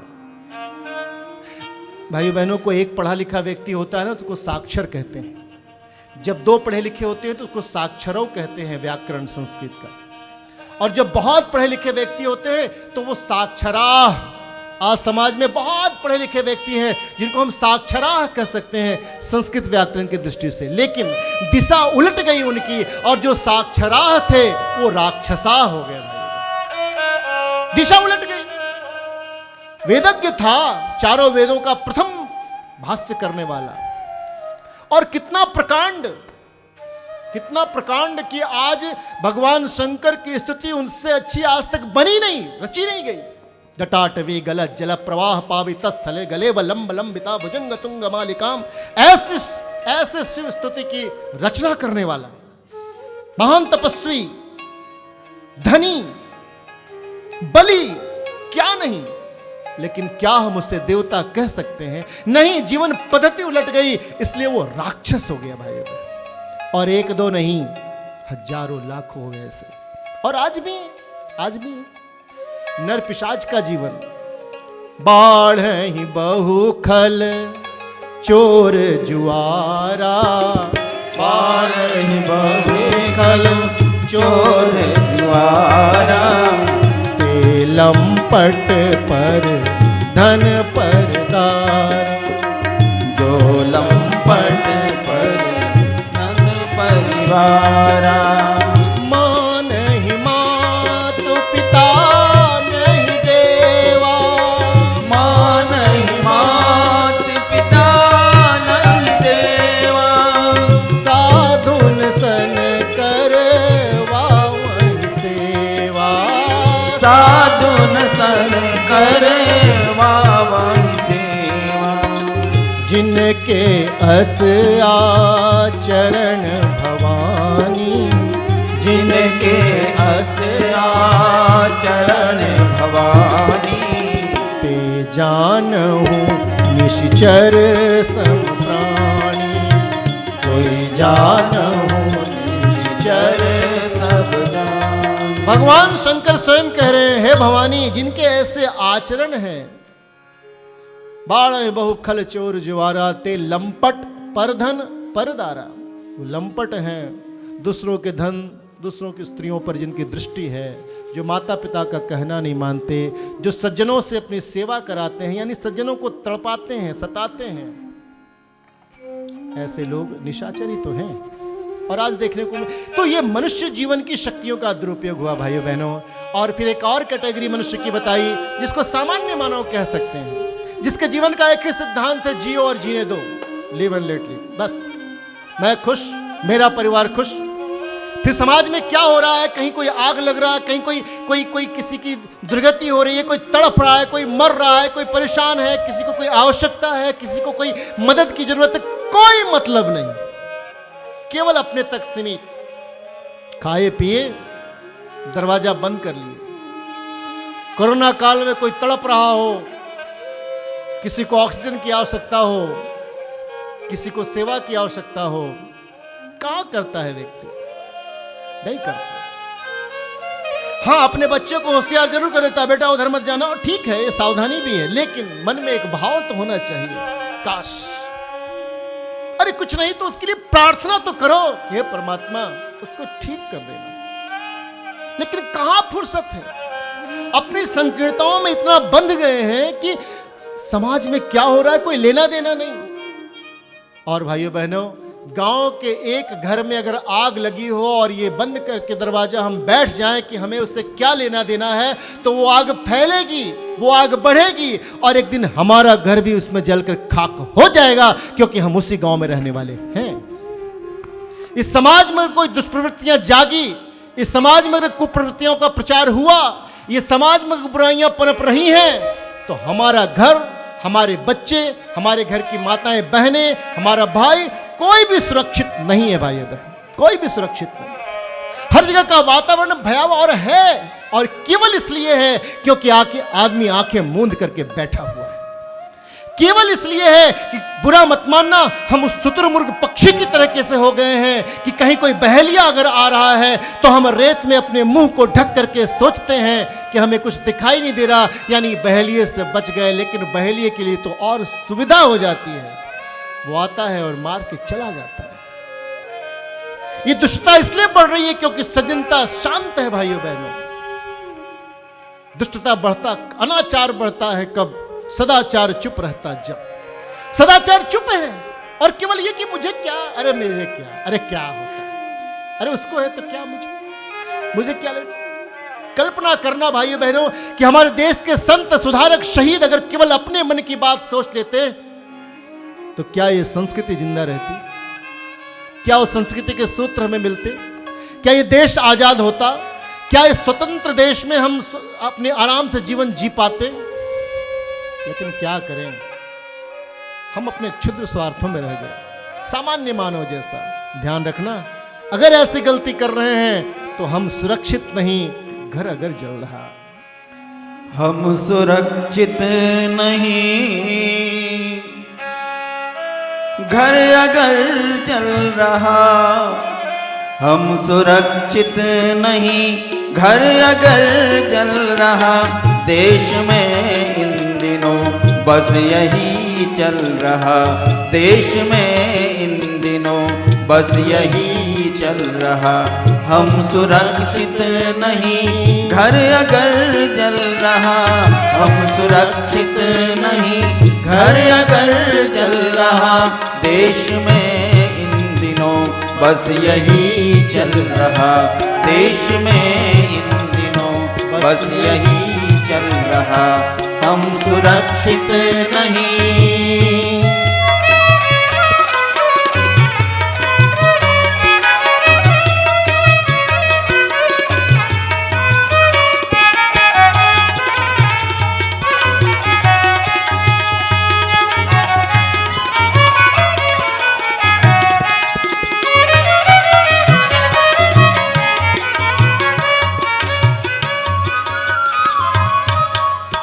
खेत खलिहान तक है लपट ही लपट, कारखानों घरों में कपट ही कपट। खेत खलिहान तक है लपट ही लपट, कारखानों घरों में कपट ही कपट। मंदिरों मस्जिदों में लगी आग है, हर कला और साहित्य में दाग है। मंदिरों मस्जिदों में लगी आग है, हर कला और साहित्य में दाग है। अब स्नेह संस्कृति का, अब स्नेह संस्कृति का जहर घुल रहा, अब स्नेह संस्कृति का जहर घुल रहा। देश का यह पतन क्यों नहीं खल रहा, देश का यह पतन क्यों नहीं खल रहा। हम सुरक्षित नहीं, घर अगर जल रहा हम सुरक्षित नहीं, घर अगर जल रहा देश में इन दिनों बस यही चल रहा, देश में इन दिनों बस यही चल रहा, देश में इन दिनों बस यही चल रहा। हम सुरक्षित नहीं। तो देश में इन दिनों बस यही चल रहा। कवि कह रहा है कि इन परिस्थितियों को देख करके हमें, हमारे अंदर कुछ खल क्यों नहीं रहा, अफसोस क्यों नहीं हो रहा है, कुछ हमारे अंदर पश्चाताप, कुछ कमी क्यों नहीं लग रही है? क्योंकि हम दरवाजा बंद करके बैठे हैं। तो सामान्य मानव जैसा जीवन जी करके एक अद्भुत सौभाग्य मिला था, आदमी चला जाता है भाइयों बहनों। और पूज्य गुरुदेव कह रहे हैं कि और चतुर्थ प्रकार के एक प्रकार का एक और व्यक्तित्व होता है जिसका नाम उन्होंने दिया महामानव, जो महामानव की स्थिति में है, जिसको एक बहुत प्यारा नाम हमारी संस्कृति ने दिया था भाइयों बहनों, भूसुर। भूसुर मतलब इस धरती का देवता, जिसको हम सब ब्राह्मण कहते हैं। ब्राह्मण, ब्राह्मण कौन? जाति से नहीं, जो समर्पित है संस्कृति के उत्थान के लिए, लोक कल्याण के लिए, और जिसने संकल्प ले रखा है वयम राष्ट्रीय जागृयाम पुरोहिता, हम राष्ट्र को जीवंत और जागृत रखने वाले पुरोहित हैं। पूरे पुर के, नगर के, ग्राम के हित में जो दिन रात लगा रहता है, जिसका सारा समय, साधन, श्रम, तपस्या केवल लोक कल्याण के लिए भाइयों बहनों, और जो कह देता है इसके बदले में कुछ नहीं, न तो हम कामे राज्यम न सौख्यम न पुनर्भवम कामे दुख तप्ता नाम प्राणी नाम आर्तनाशम। हे परमात्मा, मैं प्राणी मात्र, न केवल मनुष्य, क्योंकि दृष्टि का विस्तार हो जाता है ना, वो सब में तो परमात्मा को ही देखता है। तो प्राणी मात्र के आर्त यानी दुख का, पीड़ा का हम निवारण कर सकें, और बदले में कुछ चाहिए नहीं, उसका आत्मसंतोष ही उसका फल है भाइयों बहनों। ऐसा महामानव, ऐसा महामानव, और वो महामानव बनने की पूर्ण संभावना नहीं, वो महामानव बनने के लिए ही ये मनुष्य जीवन हमको आपको मिला। और जो इस रास्ते पर चला परमात्मा उसके पीछे पीछे चला। भाइयों बहनों, लोग पूछते हैं, किसी ने मुझसे प्रश्न किया था कि क्या परमात्मा कैसे मिल सकता है। भाइयों बहनों, परमात्मा मिलने के लिए कुछ करना नहीं है। परमात्मा को ढूंढिए मत। मुंह को कहां ढूंढता रे बंदे, मैं तो तेरे पास में। मुझे ढूंढने थोड़ी जाना है परमात्मा को, बस उसके अनुकूल अपना चिंतन चरित्र व्यवहार कर लेना है। मन पवित्र हो जाए फिर तो मजबूर है वो मजबूर है आने के लिए। फिर भी वो संत के पास खड़ा हो जाता है, वो तुकाराम के पीछे चलता है, वो नरसिंह मेहता के दिए हुए ईंट पर खड़ा रहता है। भाइयों बहनों, वो कबीर के पीछे पीछे चलता है, वो रैदास के किसी भेंट को हाथ बढ़ाकर स्वीकार करता है स्थूल रूप में, इसी हरिद्वार में, इसी हर की पैड़ी में, सोमवती अमावस्या का दिन। और रैदास के भेंट को स्वीकार किया मां गंगा ने। फिर भगवान पीछे पीछे चलता है। कबीरा मन निर्मल भया, जैसे गंगा नीर पाछे पाछे हरि फिरे, कहत कबीर कबीर। उस व्यक्तित्व के अंदर अवतार प्रकट हो जाता है। भाइयों बहनों, और वो अपने साथ केवल अपने जीवन का नहीं, हजारों लाखों लोगों का कल्याण कर देता है। भाइयों बहनों, पूज्य गुरुदेव का जीवन अवतार प्रकट हो गया। एक मानव, एक मनुष्य अपने इस जीवन देवता को अगर प्रसन्न कर ले, भाइयों बहनों, देवत्व जग जाए उसके अंदर, तो ये संसार की उपलब्धियां तो बहुत छोटी छोटी है। धन मिल जाए, संतान मिल जाए, परिवार मिल जाए, अच्छा देश राष्ट्र मिल जाए, तो बहुत छोटी उपलब्धि है। वो मिल जाए जिसके लिए मनुष्य का जीवन मिला है। तो महर्षि पिपलाद ने कहा कि हे श्रृंगी ऋषि, मनुष्य का जीवन ही प्रत्यक्ष देवता है। श्रृंगी ऋषि बड़े प्रसन्न हुए और उन्होंने प्रश्न किया कि भगवान, अगर मनुष्य का जीवन ही प्रत्यक्ष देवता है तो इसकी कोई शक्तियां तो होंगी।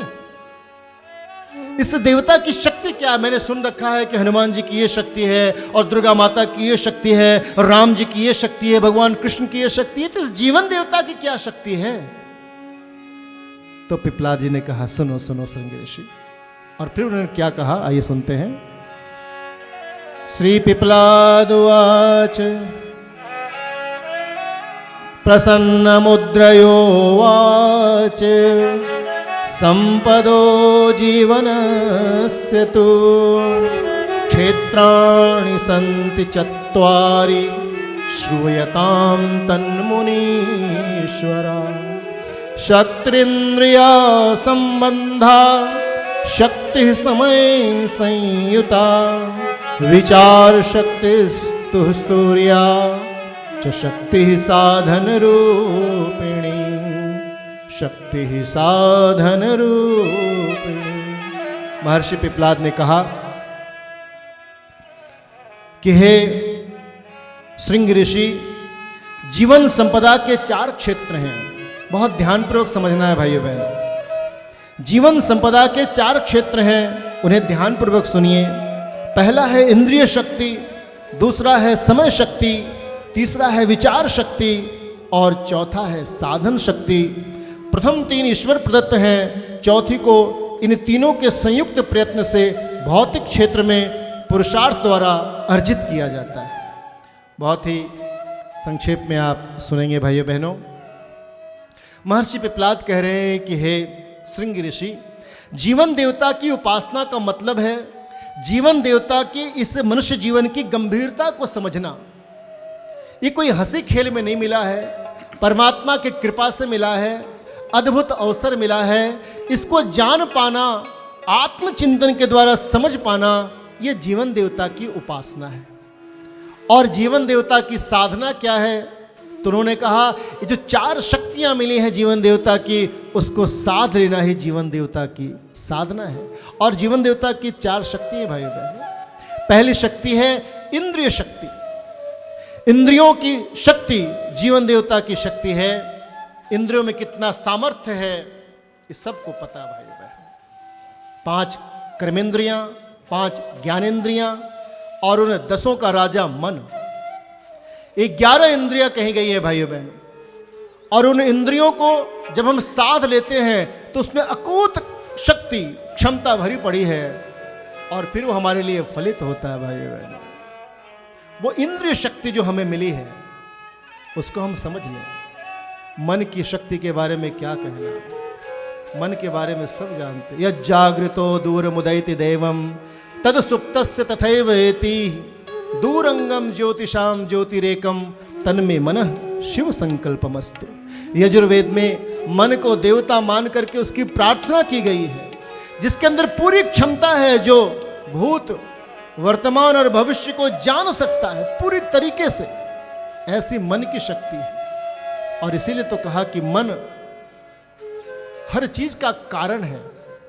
मनेव ही मनुष्याणाम कारणम बंध मोक्षयो। तो वो मन की इंद्रिय शक्ति, यहां पर वो विषय बहुत लंबा हो जाएगा कि मन की, लेकिन मन की शक्ति कितनी अद्भुत है, इंद्रियों का राजा।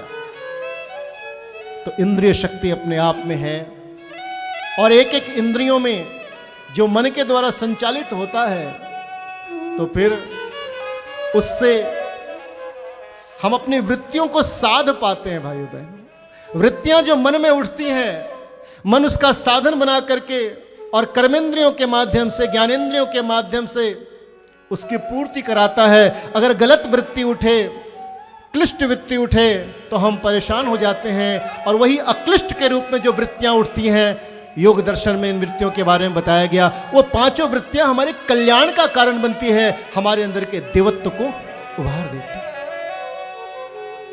तो इंद्रिय शक्ति, और परम पूज्य गुरुदेव ने तो 4 संयमों के बारे में पूरी की पूरी पुस्तक लिख दी भाइयों बहनों।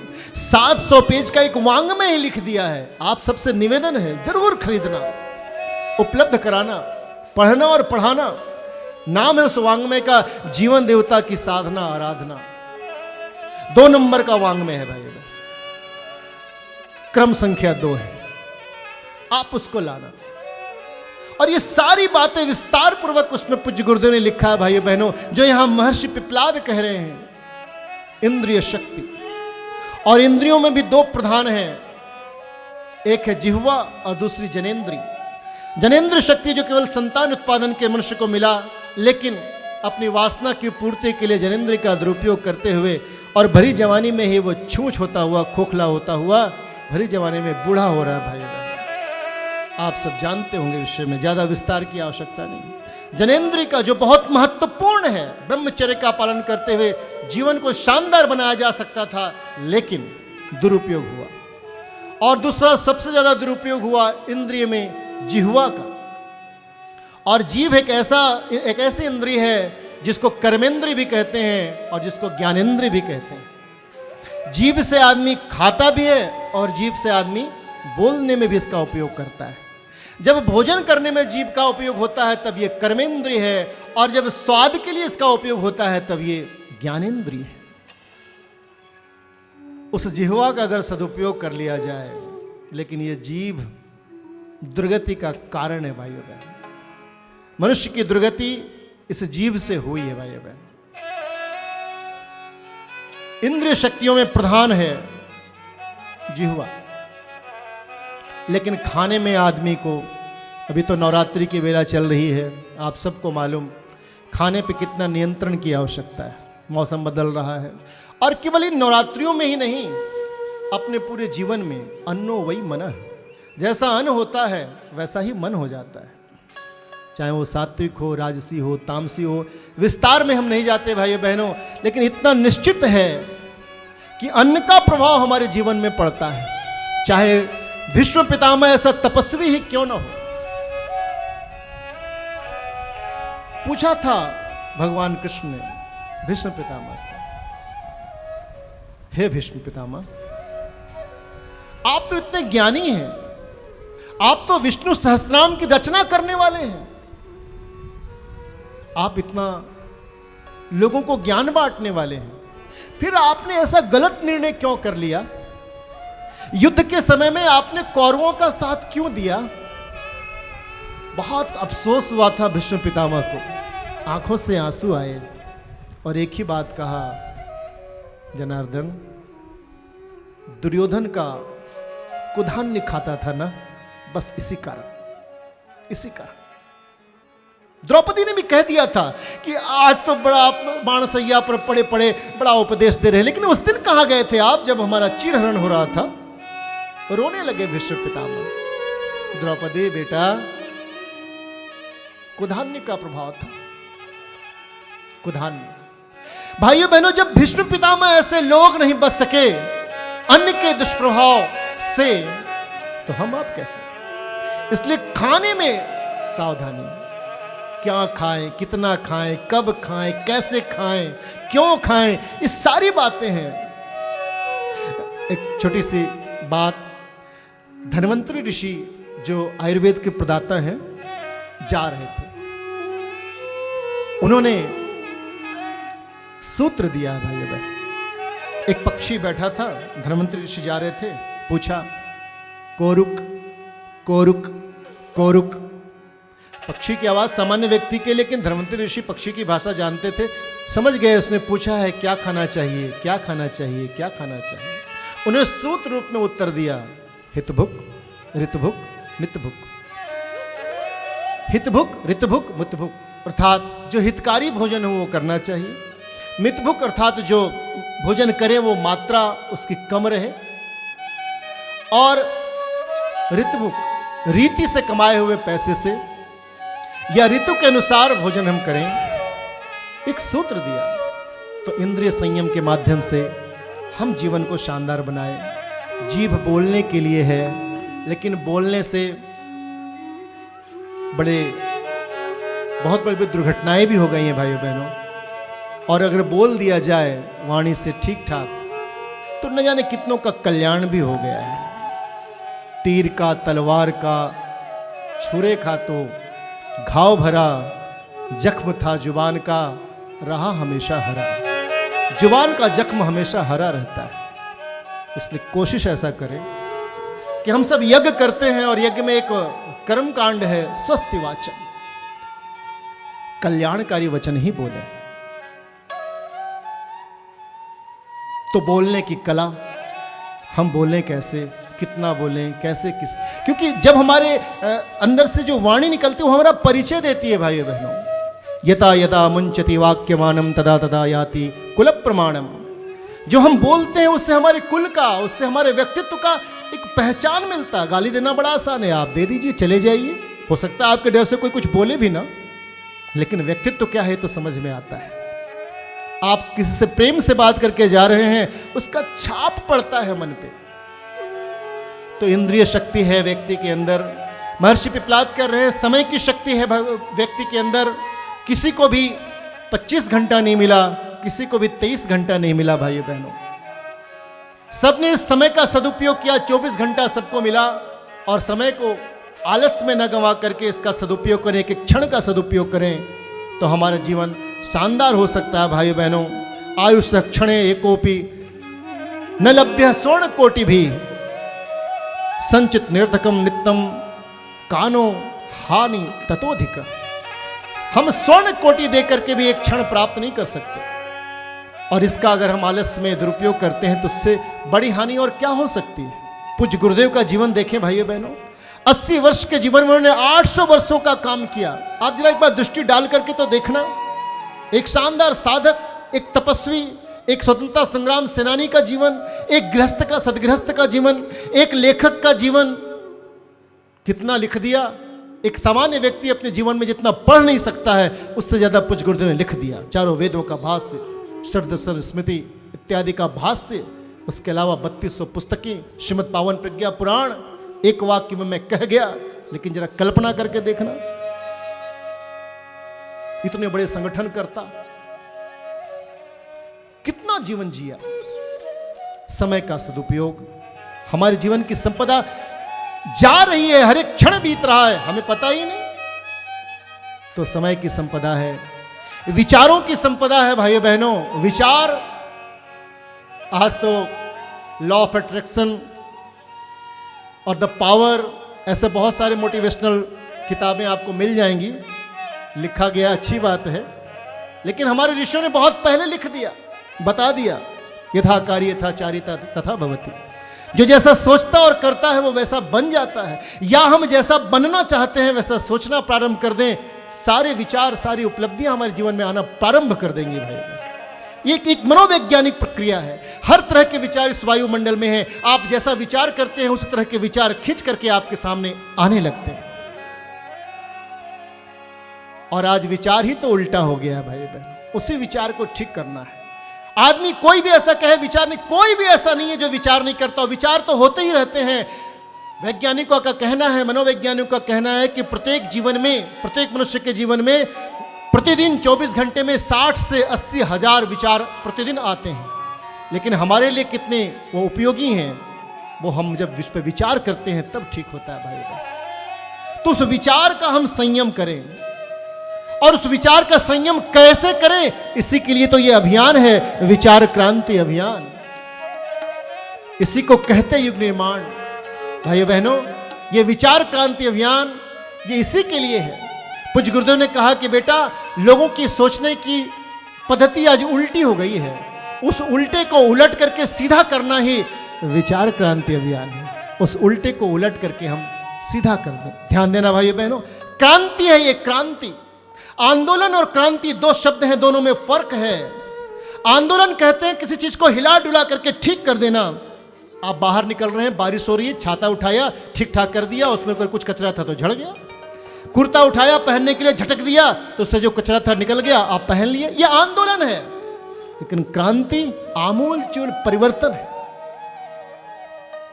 एक तालाब की सफाई कर देना आंदोलन है, लेकिन उस तालाब के किनारे वृक्ष लग जाए और तालाब में कमल के पुष्प खिल जाए, यह क्रांति है भाइयों बहनों, ये क्रांति है। जीवन में हम बुराइयों से बचें, ये तो आंदोलन है। लेकिन हमारा जीवन कमल की भांति सुवासित हो जाए, ऐसे विचार आ जाए, ये क्रांति है। और यही क्रांति विचार क्रांति अभियान है। और ऐसे हजारों लाखों विचार पूज्य गुरुदेव ने दिया है। वेद मूर्ति तपोनिष्ठ पंडित श्री राम शर्मा आचार्य ने दिया है। एक हमारे जीवन में आ जाए, इसे हम कहते युग निर्माण। बहुत प्यारा गीत। मनुज देवता बने बने यह धरती स्वर्ग समान, यही संकल्प हमारा, यही संकल्प हमारा। मनुज देवता बने बने यह धरती स्वर्ग समान, यही संकल्प हमारा, यही संकल्प हमारा। विचार क्रांति अभियान इसी को कहते युग निर्माण, यही संकल्प हमारा, यही संकल्प हमारा। विचार क्रांति अभियान इसी को कहते युग निर्माण, यही संकल्प हमारा, यही संकल्प हमारा।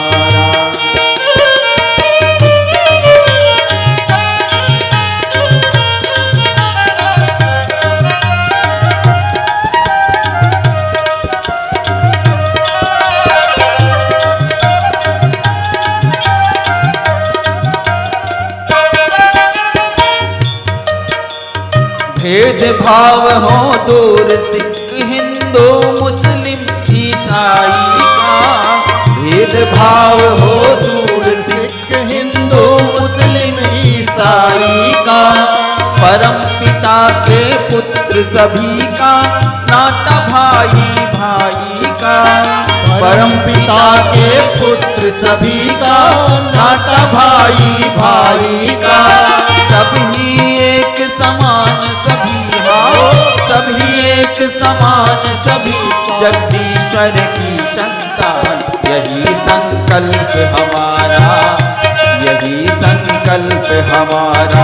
मनुज देवता बने बने यह धरती स्वर्ग समान, यही संकल्प हमारा, यही संकल्प हमारा।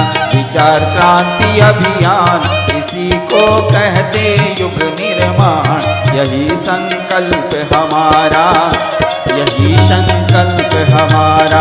मनुज देवता बने बने यह धरती स्वर्ग समान, यही संकल्प हमारा, यही संकल्प हमारा, यही संकल्प हमारा। यह संकल्प विचार क्रांति का है, पूज्य गुरुदेव का संकल्प। तो विचार संपदा इस मनुष्य जीवन मनुष्य जो देवता, जीवन देवता की एक सबसे बड़ी संपदा विचार संपदा भाइयों बहनों, और एक और संपदा है जो इंद्रिय शक्ति, समय शक्ति और विचार शक्ति को मिला देने के बाद हमको आपको मिलती है, उसका नाम है साधन शक्ति, अर्थ संयम जिसको कहा गया भाइयों बहनों। जीवन में जो कुछ भी हमको मिला, धन इत्यादि मिला है, वो हमारे श्रम से हमको प्राप्त हुआ, ईश्वर की कृपा से प्राप्त हुआ, तो उसका दुरुपयोग न करें। लक्ष्मी माँ है और हम सब लक्ष्मी के बेटे हैं। लक्ष्मीपति केवल भगवान विष्णु, और माँ का उपयोग होता है, भोग नहीं हो सकता। और जो ऐसा कर रहे हैं वो कितना बड़ा पाप कर रहे हैं भाइयों बहनों, आप विचार कर सकते हैं। चाहे वो फैशन परस्ती हो, चाहे वो नशेबाजी हो, चाहे अपने अहंकार की पूर्ति में हो, चाहे लोगों को गिराने के लिए हो, गिराने के लिए भी लोग धन का दुरुपयोग करते हैं भाई बहन। तो ऐसे धन जो माँ है उसको संयमित करें अपने जीवन में। तो ये चार शक्तियां जीवन देवता की महर्षि पिपलाद कह रहे हैं, इंद्रिय शक्ति, समय शक्ति, विचार शक्ति और साधन शक्ति, इनका जो रोक लेता है वही जीवन देवता की साधना करता है। श्रृंगी ऋषि ने पूछा कि भगवान केवल जीवन देवता की उपासना और साधना कर लेंगे तो कार्य पूरा हो जाएगा। महर्षि पिपलाद ने कहा नहीं नहीं नहीं, हम देवत्व हमारे अंदर तब जागेगा जब हम जीवन देवता की आराधना भी करेंगे। तो वो आराधना क्या है प्रभु? महर्षि पिपलाद ने कहा कि हे श्रृंगी ऋषि, जीवन देवता की आराधना का मतलब है कि जीवन की संपदा जो है उसको हम संयम करके उसको सुरक्षित तो करें, लेकिन संयम शब्द एक तरफा नहीं है। संयम केवल रोकने का नाम नहीं है। संयम का मतलब होता है शक्ति को रोक करके और उसका सुनियोजन सही दिशा में कर देना, इसका नाम है संयम। अर्थात जीवन देवता की आराधना मतलब जो साधन बचाएं, जो इंद्रियों की शक्ति बचाएं, जो विचार की शक्ति बचाएं, जो समय की शक्ति बचाएं, जो साधन की शक्ति बचाएं, उसको भगवान के कार्य में, अर्थात समाज के निर्माण में, अर्थात लोगों के उत्थान में, अर्थात प्राणी मात्र की रक्षा में उन साधनों को लगा दें। अगर इतना करते हैं तब वो जीवन देवता की उपासना भी होगी, साधना भी होगी और आराधना भी हो जाएगी भाइयों बहनों। और आपसे एक निवेदन करें, पूज्य गुरुदेव ने कहा बेटा ये मौका है, ये समय है जब हमें अपने जीवन में देवत्व को, इसीलिए गुरुदेव ने कहा मनुष्य में देवत्व का उदय और धरती पर स्वर्ग का अवतरण ये हो जाएगा, संभव है। कब? जब हम जीवन देवता के शक्तियों को जागृत करेंगे और उसका सही दिशा में सुनियोजन कर देंगे भाइयों बहनों। जल रोक लेना पर्याप्त नहीं है, जल को रोक करके फिर उससे बिजली उत्पन्न करना, उसको सिंचाई के काम में लाना, तब जल रोकने का लाभ है। नहीं साहब हम तो बहुत शक्तिशाली हैं, लेकिन किसी पड़ोस के घर में चोर आ गया तो भाग गए, तो काहे की शक्ति आपकी, क्या करें उस शक्ति का? नहीं हमारे पास बहुत समय है, तो क्या कभी आप समयदान करते हैं? क्या 1-2 घंटा आप किसी के विकास के लिए आप लगाते हैं? क्या समाज कल्याण के लिए 1-2 घंटा आप निकालते हैं? नहीं वो तो नहीं कर पाते, तो क्या करें आपका समय का?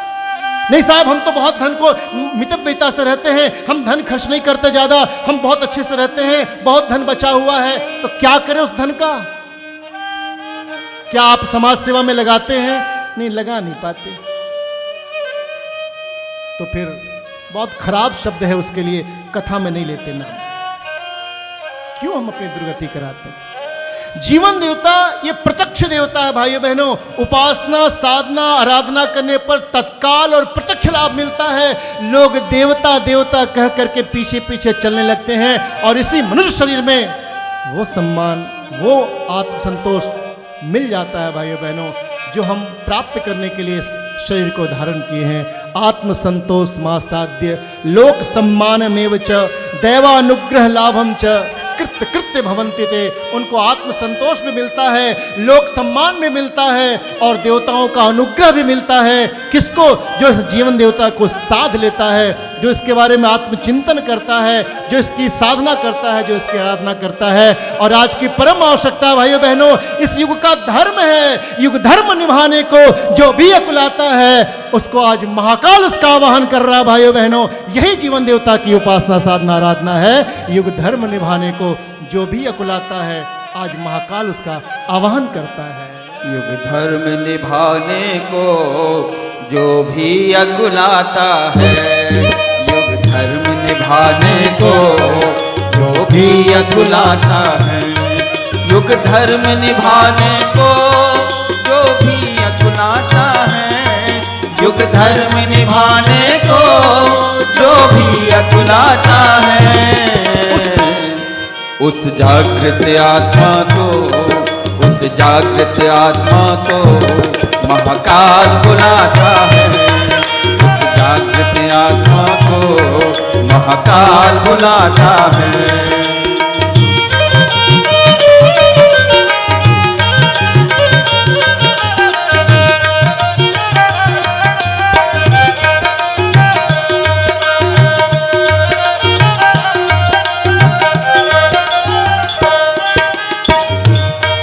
ओ वीर भूमि के वीरों तुम अपने को पहचानो, ओ वीर भूमि के वीरों तुम अपने को पहचानो।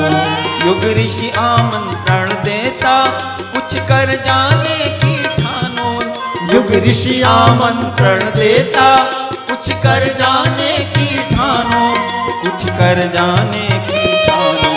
सब वीर सपूतों को, उन वीर सपूतों को महाकाल बुलाता है, उन वीर सपूतों को महाकाल बुलाता है। युग धर्म निभाने को जो भी अकुलाता है, युग धर्म निभाने को जो भी अकुलाता है।